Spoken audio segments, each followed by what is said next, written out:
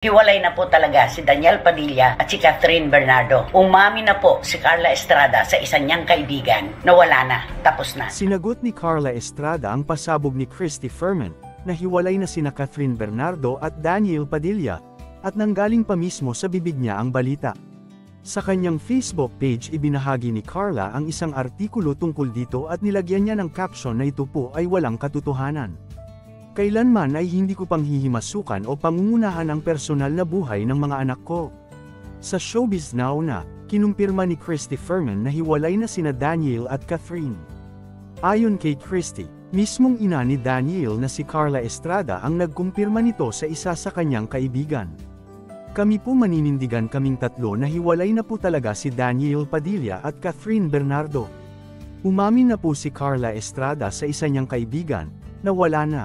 Tapos na, ang tanong na lang ngayon kailan yan naganap. Hindi po namin i-quote si Carla Estrada dahil hindi namin siya nakausap ng personal, sabi ni Christy, sabi pa raw ng source ni Christy, para malaman kung kailan pa naghiwalay sina Daniel at Catherine ay balikan ang panahong nag-umpisang magbago ng bihis si Catherine.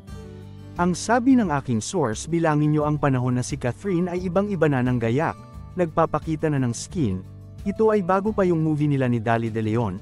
Dagdag pa ni Christy, ngayong nanay na umano ni Daniel ang pinagmulan ng balita, sinabi ni Christy na napatunayan na ng lahat na hindi fake news peddler si Oja Diaz. Umaasa naman si Christy na isa lamang itong rough patch sa relasyon ng dalawa. Malay naman natin, kung magpapahinga lang sila ng ilang panahon, at isang araw ay magigising sila na kailangan pa rin nila ang isa't isa. Aniya, mensahe niya sa Kathniel fans, pero sa ngayon, kailangan niyo pong tanggapin na tapos na ang kanilang relasyon.